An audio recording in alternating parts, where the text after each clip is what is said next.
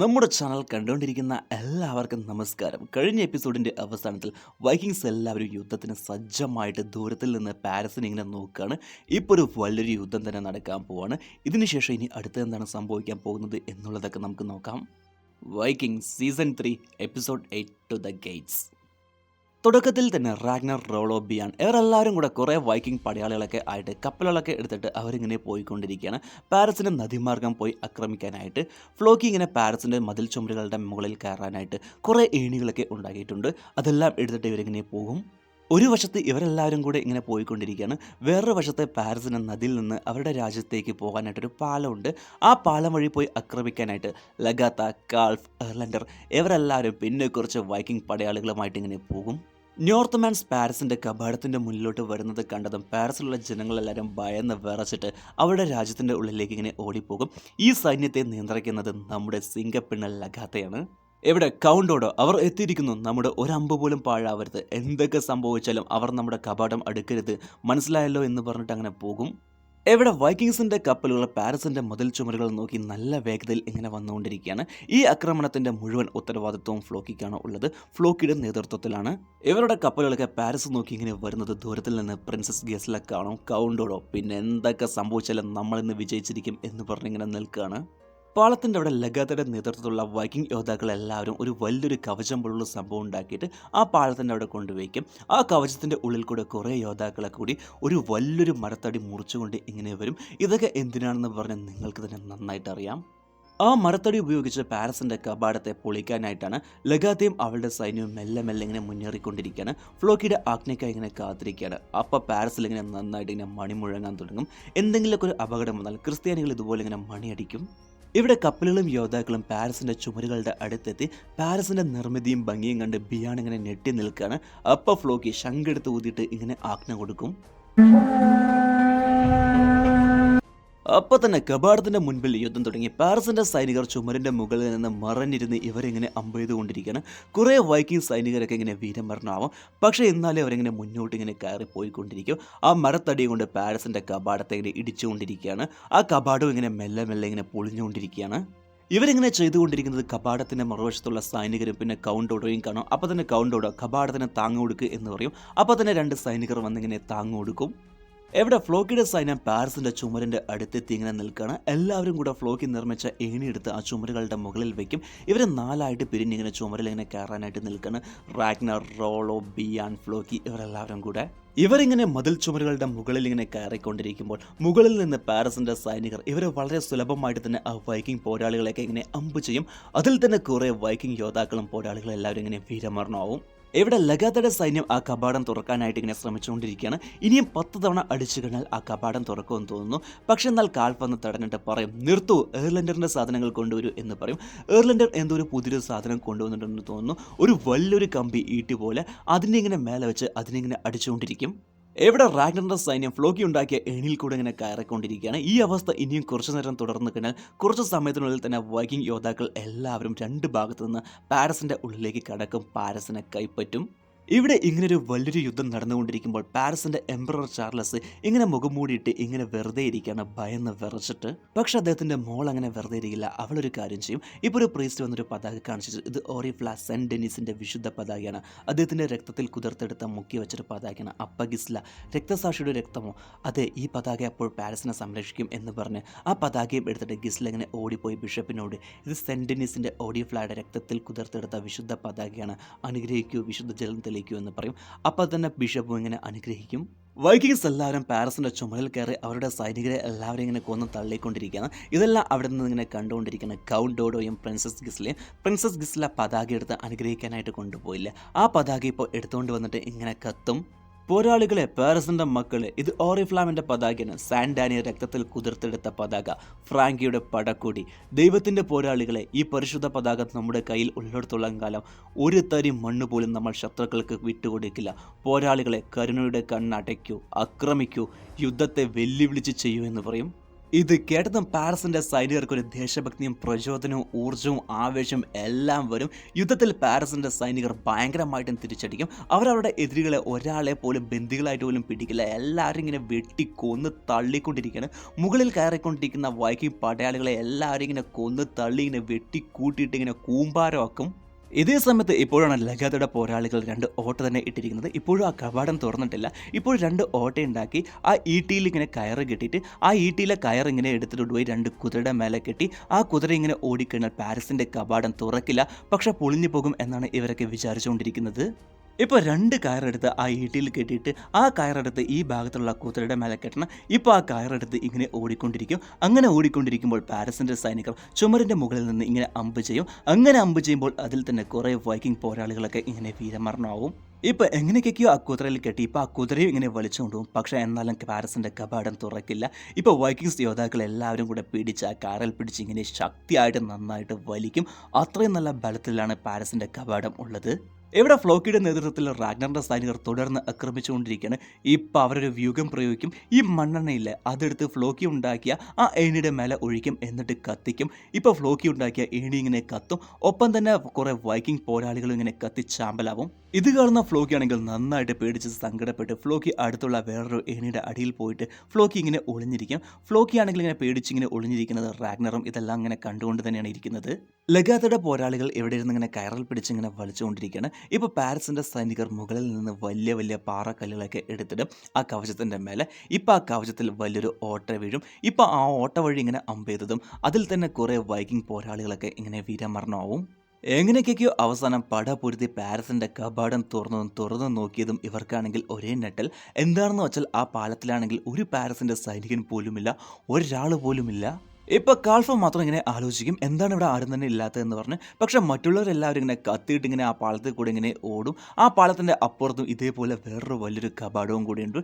ഇത് കാണുന്ന കാൾഫ് ലഗാത്ത അങ്ങോട്ട് പോകണ്ട എന്ന് പറഞ്ഞ് അവളെ പിടിച്ചിങ്ങനെ വലിക്കും. ഇപ്പോൾ വേറൊരു കവാടം ഇങ്ങനെ മെല്ലെ തുറക്കും. ഇത് കാണുന്ന ആദ്യം മുന്നിൽ പോയ എയർലൻഡർ മുതുകും കാണിച്ച് തിരിഞ്ഞ് നല്ല വേഗതയിൽ ഓടിപ്പോകും. എന്താണ് കാരണം എന്ന് വെച്ചാൽ വേറൊരു കവാടത്തിൻ്റെ അവിടെ ഈട്ടി വിടുന്നൊരു യന്ത്രമുണ്ട്. ആ യന്ത്രത്തിൽ കൂടെ ഈട്ടികളൊക്കെ നല്ല വേഗതയിൽ ഇങ്ങനെ വന്നുകൊണ്ടിരിക്കുകയാണ്. വൈക്കിംഗ് പോരാളികളുടെ നെഞ്ചിൽ കൂടെയൊക്കെ ഇങ്ങനെ തുളഞ്ഞു കയറും. ഇപ്പോൾ അവിടെ തന്നെ കുറേ വൈക്കിംഗ് പോരാളികളൊക്കെ ചോര തീർച്ച് ഇങ്ങനെ വീരമരണമാവും. ബാക്കി കുറച്ചുള്ള വൈക്കിംഗ് പോരാളികളൊക്കെ ഇങ്ങനെ തിരിഞ്ഞോടും. പക്ഷേ എന്നാലും അവരെങ്ങനെ മുടുക്കി അമ്പ് ചെയ്യും പാരിസിന്റെ സൈനികർ. അതായത് പാരിസിന്റെ കവാടത്തെ ആക്രമിക്കുക എന്നുള്ള ഈ പദ്ധതി ഇവർ വിചാരിച്ചതുപോലെ അത്ര എളുപ്പമല്ല. ആ പദ്ധതി പൊളിഞ്ഞുപോയി. ഇവിടെ നദിയിൽ ആക്രമിച്ചുകൊണ്ടിരിക്കുന്ന റാഗ്നറിന്റെ സൈന്യത്തിലെ ബിയാനോ റോളോയും നമ്മുടെ സൈന്യത്തെ കൊണ്ടൊന്നും നടക്കില്ല എന്ന് പറഞ്ഞ് അവർ രണ്ടുപേരും തന്നെ മുന്നിട്ടിറങ്ങും. ഫ്ലോക്കി ഉണ്ടാക്കിയ ആ ഏണിയിൽ കൂടെ അങ്ങനെ കയറും. ബിയാൻ ഇങ്ങനെ കയറിക്കൊണ്ടിരിക്കുന്നത് റാഗ്നറും കാണും. അപ്പോൾ ബിയാനെ സഹായിക്കാനായിട്ട് റാഗ്നറും ഇങ്ങനെ പിന്നാലെ തന്നെ പോകും. ഇപ്പോൾ ഫ്ലോക്കി ഒളിഞ്ഞുകൊണ്ടിരിക്കുന്ന ആ ഏണി ഇങ്ങനെ കത്തിക്കൊണ്ടിരിക്കും. അപ്പോൾ ഫ്ലോക്കി ഇങ്ങനെ പറയും, എത്ലിസ്റ്റനാണ് ഇത് ചെയ്തത്. വെസ്റ്റ് കവാടത്തിൽ ഒരു ചെന്നായ നിൽക്കുന്നു, നമ്മളെല്ലാവരും മരിക്കും. റാഗ്നർ എന്നെ ഒറ്റിക്കൊടുത്തു. എത്ലിസ്റ്റനെ എങ്ങനെയാണ് അവന് വിശ്വസിക്കാൻ കഴിഞ്ഞത്? എന്നിട്ടിപ്പോൾ അവൻ്റെ ബന്ധുക്കളുടെ രക്തത്തിൽ ഭൂമി ചുവന്നിരിക്കുന്നു, അവരുടെ വാളുകളിൽ രക്തനിറമായിരിക്കുന്നു എന്ന് പറഞ്ഞ് ഇങ്ങനെ പറഞ്ഞുകൊണ്ടിരിക്കും.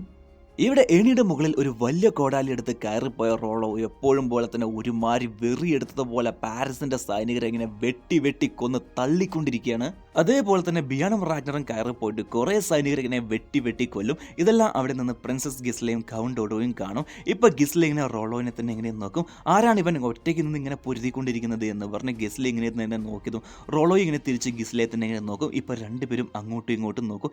ഇങ്ങനെ നോക്കിയതും റോളോയുടെ ശ്രദ്ധ ചെറുതായിട്ടങ്ങ് മാറിയതും പാരിസിന്റെ സൈനികർ ഒരു തടിക്കഷ്ണം എടുത്ത് റോളോ കയറി നിൽക്കുന്ന ആ ഏണിനെ അങ്ങനെ താഴെ തള്ളിയിടും. ഇപ്പോൾ റോളോ അവിടെ നിന്ന് അങ്ങനെ നദിയിൽ വീഴും, അങ്ങനെ മുങ്ങിപ്പോകും. അയ്യോ, റോളോയ്ക്ക് എന്തായോ എന്തോ.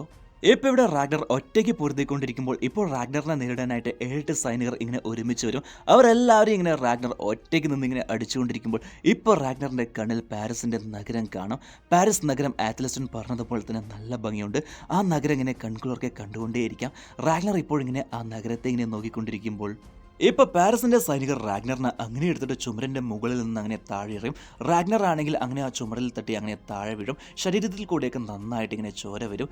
താഴെയാണെങ്കിൽ കുറേ വൈക്കിംഗ് പോരാളികളൊക്കെ ഇങ്ങനെ വീരമരണമായി കിടക്കുകയാണ്. ശരിക്കും ഒരു ചോരക്കളം തന്നെ. ഫ്ലോക്കി ഉണ്ടാക്കിയ എല്ലാ ഏണികളും ഇങ്ങനെ കത്തിക്കൊണ്ടിരിക്കുകയാണ്. റാഗ്നറും കുറച്ചു നേരം കഴിഞ്ഞ് ഇങ്ങനെ എണീറ്റ് പോകും. അവിടെയാണെങ്കിൽ കുറേ പേര് ഇങ്ങനെ വീരമരണമായി കൂമ്പാരമായിട്ട് കിടക്കുകയാണല്ലോ. അതിനിടയിൽ ബിയാണോ ഇങ്ങനെ കിടക്കണം. റാഗ്നർ ഇങ്ങനെ ബിയാണ്ട് അടുത്ത് പോകും. ബിയാണ്ടാണെങ്കിൽ മിണ്ടാതെ ഒന്നും സംസാരിക്കാതെ ഇങ്ങനെ കിടക്കണം. നോക്കിയതും ബിയാണ്ട പുറത്ത് 2 അമ്പ് ഇങ്ങനെ തുളഞ്ഞ് കയറിയിരിക്കുകയാണ്. ഇപ്പോൾ റാഗ്നറിനാണെങ്കിൽ അടുത്ത് എന്താണ് ചെയ്യേണ്ടതെന്ന് തന്നെ അറിയുന്നില്ല. ഇപ്പോൾ നല്ല സങ്കടത്തിലാണ്. ഇപ്പം അവിടെ കത്തിക്കൊണ്ടിരിക്കുന്ന ഒരു ഏണിയുടെ ഉള്ളിലാണ് ഫ്ലോക്കി പോയി പെട്ടത്. ഇപ്പോൾ ഫ്ലോക്കിയുടെ മനസ്സൊക്കെ വിട്ടുപോയിട്ട് ഫ്ലോക്കി പറയും, ദൈവങ്ങൾ എന്നോട് ദേഷ്യത്തിലാണ്. പക്ഷേ ഞാൻ നിങ്ങൾക്ക് വേണ്ടി ഒരുപാട് കാര്യങ്ങൾ ചെയ്തു. നിങ്ങളെ ഒരുപാട് ആരാധിച്ചു. എൻ്റെ പകുതിയിൽ കൂടുതൽ ജീവിതം ഞാൻ നിങ്ങൾക്കായി വിട്ടുതന്നു. പക്ഷേ എന്നാലും നിങ്ങൾ എന്നെ ശ്രദ്ധിച്ചു. നിങ്ങൾക്കറിയാം ഞാൻ ആരാണെന്ന് പറഞ്ഞിട്ട് ഫ്ലോക്കി സ്വന്തം കഴുത്തിൽ ഇങ്ങനെ കത്തിയെടുത്ത് വെച്ചിട്ട് പറയും, നിന്റെ വായിൽ വെറും വാചകങ്ങൾ മാത്രമേ ഉള്ളൂ ഫ്ലോക്കി. നീ ഒരു വിഡ്ഢിയാണ്, വെറും ഒരു പ്രാന്തനാണ് നീ. ഈ തീയിൽ തന്നെ കിടന്ന് നീ ചാവുമെന്ന് പറയുമ്പോൾ ഇപ്പോൾ മുകളിൽ നിന്ന് ഒരു വൈക്കിംഗ് പോരാളി അങ്ങനെ താഴെ വീഴും. അപ്പോൾ അവിടെ ഒരു ഓട്ടയാവും. ഇപ്പോൾ ആ ഓട്ട വഴി വേണമെങ്കിൽ ഫ്ലോക്കിക്ക് രക്ഷപ്പെട്ടു പോകാം. ഇവിടെ എംപറർ ചാർലസ് വന്ന് വീരമരണമായ വൈക്കിംഗ് പോരാളികളെയൊക്കെ വന്ന് നോക്കിയിട്ട്, ഇവരൊക്കെ ഇത്രയേ ഉള്ളൂ അല്ലേ, ഞാൻ വിചാരിച്ചത് പോലെയൊന്നും അല്ലല്ലോ, ഇവരും വെറും മനുഷ്യന്മാർ തന്നെയാണല്ലോ എന്ന് പറഞ്ഞ് ഇങ്ങനെ പുച്ഛ മനോഭാവത്തിൽ ഇങ്ങനെ വന്ന് നോക്കിയിട്ട് പോകും. ചർച്ചിൻ്റെ ഉള്ളിൽ പോയതും എല്ലാവരും ഇപ്പോൾ എംപററിനെ ഇങ്ങനെ പുകഴ്ത്തി വാഴ്ത്തിക്കൊണ്ടിരിക്കുകയാണ്. എന്താണ് കാരണം എന്ന് വെച്ചാൽ ഇപ്പോൾ നടന്ന യുദ്ധത്തിൽ പാരീസ് വിജയിച്ചിരിക്കുകയാണ്. പ്രിൻസസ് ഗിസ്ല ആ പതാക എടുത്തുകൊണ്ട് ഇങ്ങനെ ചർച്ചിൻ്റെ ഉള്ളിൽ കൊണ്ടുവന്ന് വയ്ക്കും. എന്നിട്ട് നമ്മുടെ ഈ മഹാനഗരത്തെ ധീരവും ശക്തവുമായി പ്രതിധ്വനിച്ചതിന് നമ്മുടെ ഹൈലസിന് അഭിനന്ദനങ്ങൾ അറിയിക്കുന്നു. എംപറർ നീണാർ വാഴട്ടെ എന്ന് പറയും. ഇപ്പം എല്ലാവരും അത് ഏറ്റു പറയും, എംപറർ നീണാർ വാഴട്ടെ, നീണാർ വാഴട്ടെ എന്ന് പറയും. ഇവിടെ റാഗ്നർ തന്നെ അദ്ദേഹത്തിൻ്റെ മോൻ ബിയാണ്ട് ഇങ്ങനെ റാഗ്നർ തന്നെ ഇങ്ങനെ എടുത്തുകൊണ്ട് വരും. ഇവരിതിനു മുൻപ് കൂടാരം അടിച്ചിരുന്ന ആ സ്ഥലത്തേക്ക് ഈ നടന്ന യുദ്ധത്തിൽ പടയോടുകൂടി വന്ന വൈക്കിംഗ് പോരാളികളിലെ പകുതിയിൽ കൂടുതൽ ആളുകളും വീരമരണമായി. ബാക്കിയുള്ള വൈക്കിംഗ് പോരാളികൾക്കൊക്കെ ഇങ്ങനെ ചികിത്സ കൊടുത്തുകൊണ്ടിരിക്കുകയാണ്. ഇവിടെ കാത്തകെട്ടിൽ പൂർൺ അവൾ അവളുടെ കുഞ്ഞ് സിഗിയെ ക്യൂൻ ആസ്ലോഗിൻ്റെ മുറിക്കുള്ളിൽ വെച്ചിട്ട് അവൾ കാത്തകെട്ട് വിട്ട് തന്നെ വേറെ എവിടെയോ പോകും. ഇവിടെ ലഗാത്ത ജീവനോടെ തന്നെയാണ് ഉള്ളത്. ജീവന് വേണ്ടി പോരാടിക്കൊണ്ടിരിക്കുന്ന തൻ്റെ മോൻ ബിയാണ വന്ന് നോക്കും. എന്ത് പറ്റിയെന്ന് ചോദിക്കും. അപ്പോൾ ഒന്നും പറയാനായിട്ടില്ല എന്ന് പറയും. അപ്പോൾ ദേഷ്യത്തിൽ റാഗ്നറിനോട്, ഇവൻ എന്താണ് പറ്റിയത്? അപ്പോൾ റാഗ്നർ, മറ്റുള്ളവരെ നയിക്കാൻ ഒരു പദവിയുടെയും സഹായം വേണ്ടെന്ന് എൻ്റെ മോൻ തെളിയിച്ചു എന്ന് പറഞ്ഞ് ലഗാത്തെ ഇങ്ങനെ കുത്തിപ്പറയും. ഇപ്പോൾ റോളോ ബിയാണ്ണെ നോക്കാനായിട്ട് വരും. ഭാഗ്യം കൊണ്ട് റോളോയ്ക്കും ഒന്നും സംഭവിച്ചിട്ടില്ല. ബിയാണ്ണ ഇങ്ങനെ നോക്കിയിട്ട് പറയും, എന്തിനാണ് അവനെ എണ്ണിൽ കയറാൻ സമ്മതിച്ചത്? അതിൻ്റെ ഫലമാണിത്. അപ്പോൾ റാഗ്നർ, നിങ്ങൾ രണ്ടിൻ്റെയും വിചാരം ഇപ്പോഴും ഇവനൊരു കൊച്ചു കുട്ടിയാണെന്നാണ്. ഇവനൊരു പുരുഷനാണ്, ഇവനിങ്ങനെ പൂട്ടിയിടരുത്. അപ്പോൾ റോളോ, നമ്മൾ ഇന്ന് വിജയത്തിൻ്റെ വളരെ അടുത്ത് വരെ എത്തിയിരുന്നു. അടുത്ത തവണ ഇന്ന് പറ്റിയ തെറ്റ് നമ്മൾ ആവർത്തിക്കില്ല എന്ന് പറയും. ഫ്ലോക്കിയും ആ യുദ്ധക്കളത്തിൽ നിന്ന് എങ്ങനെയൊക്കെയോ രക്ഷപ്പെട്ട് ഇവരെ കൂടാരം അടിച്ചിരിക്കുന്ന ആ സ്ഥലത്തേക്ക് വന്നു. ഇപ്പം നല്ല തണുപ്പുള്ള നദിയിൽ ഇങ്ങനെ രാത്രിയിൽ ഇങ്ങനെ ഇരിക്കുകയാണ്. അപ്പം ഹെൽഗ വന്ന് എന്ത് പറ്റി എന്ന് പറഞ്ഞ് ചോദിക്കും. അപ്പം ഫ്ലോക്കി, ഇതെല്ലാം എൻ്റെ തെറ്റാണ്, എനിക്ക് നമ്മുടെ ആളുകളുടെ മുഖത്ത് നോക്കാൻ പറ്റില്ല, ഇതിൻ്റെ മൊത്തം ഉത്തരവാദിത്തം എനിക്കാണ്, ഇതെൻ്റെ തെറ്റ് മാത്രമാണ്, ദൈവങ്ങൾ എന്നെ ശിക്ഷിച്ചു കൊണ്ടിരിക്കുകയാണ് എന്ന് പറഞ്ഞിങ്ങനെ പറയും. അപ്പം ഹെൽഗ, ഇതൊന്നും നിൻ്റെ തെറ്റ് മാത്രം അല്ല എന്ന് പറയും. പക്ഷേ ഫ്ലോക്കി ആണെങ്കിൽ അതൊന്നും സമ്മതിക്കില്ല, ഇതെൻ്റെ തെറ്റാണെന്ന് പറഞ്ഞ് സ്വയം മനസ്സിലാക്കിയിട്ട് ഇങ്ങനെ കാര്യം. അപ്പം ഹെൽഗ അങ്ങനെ ദേഷ്യം വന്നിട്ട് അവിടെ നിന്ന് അങ്ങനെ പോകും.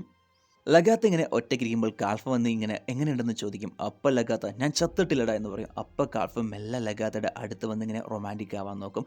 എന്നിട്ട് പറയും, ഞാൻ ഓരോരോ അണുവിലും ഞാൻ നിന്നെ ആഗ്രഹിക്കുന്നു, ഞാൻ നിനക്കൊപ്പം ആയിരിക്കണമെന്ന് ആഗ്രഹിക്കുന്നു. അപ്പം ലഗാത്ത, ഞാൻ എങ്ങനെ നിന്നെ വിശ്വസിക്കും? അപ്പം കാൽഫ്, എനിക്ക് വേണമെങ്കിൽ നിന്നെ മരണത്തിന് വിട്ടുകൊടുക്കാമായിരുന്നു. അപ്പം ലഗാത്ത, ഓ നീ പറയുന്നത് ഞാൻ സമ്മതിച്ച്, ഞാൻ നീ പറയുന്നതനുസരിച്ച് ഞാൻ നിൻ്റെ കൂടെ വരണം. പക്ഷെ നീ ഒരു കാര്യം ഓർത്തോ, നീ എന്നെ ചതിച്ചതാണ്, അത് ഞാൻ മറക്കില്ല. ഒരു ദിവസം ഞാൻ തന്നെ വന്ന് നിന്നെ കൊല്ലും. ഈ വ്യവസ്ഥയ്ക്ക് നീ അംഗീകരിക്കുന്നുവെങ്കിൽ നമുക്കൊന്നാവാം, വാ നമുക്ക് ഒരുമിച്ച് ആസ്വദിക്കാം എന്ന് പറഞ്ഞ് രണ്ടുപേരും കൂടെ ഇങ്ങനെ റൊമാൻറ്റിക് ആവും. ഇപ്പോൾ രാത്രിയിൽ ബിയാൺ ഇങ്ങനെ കണ്ണു തുറക്കും. ഭാഗ്യം കൊണ്ട് ബിയാൺ ഇപ്പോൾ ജീവനോട് കൂടി തന്നെ ഉണ്ട്, ഒന്നും തന്നെ സംഭവിച്ചിട്ടില്ല. ഇപ്പോൾ റാഗ്നറിനോട്, കണ്ടില്ലേ നിങ്ങളെന്നെ അങ്ങനെ വിളിക്കാൻ പാടില്ലായിരുന്നു. എങ്ങനെ ദൈവങ്ങൾ എന്നെ സംരക്ഷിക്കുന്നത് പോലെ ബിയാൺ അയൺസൈഡ് എന്ന് വിളിച്ചില്ലേ? അപ്പോൾ നീ ഇപ്പോഴും ജീവനോട് കൂടി തന്നെ ഉണ്ടല്ലോ. അതെ, ഇന്നത്തെ ദിവസം മോശമായിരുന്നു. അതെ, ഇന്ന് നീ നന്നായിട്ട് തന്നെ പൊരുതി, മുന്നിൽ പോയി നിന്ന് പൊരുതി. എൻ്റെ മനസ്സ് പറഞ്ഞതാണ് ഞാൻ ചെയ്തത്. അതെ, ഇതൊരു തുടക്കം മാത്രമാണ്. അപ്പോൾ ഇനിയും പദ്ധതിയുണ്ടോ? അതെ, അത് തീരുമാനിക്കുന്നതിന് മുൻപായിട്ട് ഞാൻ എൻ്റെ പഴയ സുഹൃത്തിനോടൊന്ന് പോയി സംസാരിക്കണം എന്ന് പറഞ്ഞ് റാഗ്നർ അങ്ങനെ പുറത്തു പോകും. ഒറ്റയ്ക്കിങ്ങനെ വനത്തിൽ പോയിട്ട്, ആത്തലിസ്റ്റൻ, നിനക്ക് ഞാൻ പറയുന്നത് കേൾക്കുന്നുണ്ടെന്നാണ് ഞാൻ കരുതുന്നത്. ഞാൻ ഒറ്റയ്ക്ക് സംസാരിക്കുന്നതായി പോകരുത്. എന്തോ ഞാൻ ഫ്ലോക്കിയെ കൂടുതലായിട്ട് വിശ്വസിച്ചു എന്ന് നിനക്ക് തോന്നുന്നുണ്ടോ? മനസ്സിൽ ഒന്നും കാണാതെ ഞാൻ അവനെ നേതൃത്വം കൊടുക്കുമെന്ന് അവൻ കരുതിയതുപോലെ നീയും കരുതിയോ? അവൻ്റെ സ്ഥാനത്ത് ഞാനായിരുന്നെങ്കിൽ ദൈവങ്ങളെപ്പറ്റി കൂടുതലായിട്ട് ആലോചിച്ച് ഭയപ്പെടുന്നതിനേക്കാൾ ക്ഷമയുള്ളൊരു മനുഷ്യനെ കണ്ട് ഞാൻ കൂടുതലായിട്ടും ഭയപ്പെടുകയുള്ളൂ. നിനക്ക് തന്നെ എന്നെ നന്നായിട്ട് അറിയാമല്ലോ, ഞാൻ എത്രത്തോളം നല്ല ക്ഷമയുള്ളൊരു ആളാണെന്ന്. നീ ഇവിടെ ഉണ്ടായിരുന്നെങ്കിൽ എന്ന് പറഞ്ഞ് ഞാൻ ആഗ്രഹിച്ചു പോകുന്നു. പാരിസ്, നീ എന്നോട് പറഞ്ഞതുപോലെ തന്നെ ആയിരുന്നു. പക്ഷെ ഞാനിതിനെ പിടിച്ചടക്കാനായിട്ട് തീരുമാനിച്ചു കഴിഞ്ഞു. ഇവിടെ വച്ച് ഈ എപ്പിസോഡും കഴിയുന്നു. റാഗ്നർ പറയുന്നത് വെച്ച് നോക്കിക്കഴിഞ്ഞാൽ ഇത് വെറും ഒരു തുടക്കം മാത്രമാണ്. അപ്പോൾ ഇനിയും പടവെട്ടി പിടിക്കാനും ഇനിയും ഒരുപാട് യുദ്ധങ്ങളും ഒരുപാട് അക്രമങ്ങളൊക്കെ ഉണ്ടെന്ന് തോന്നുന്നു. അതെല്ലാം നമുക്ക് വരുന്ന എപ്പിസോഡുകളിൽ നോക്കാം.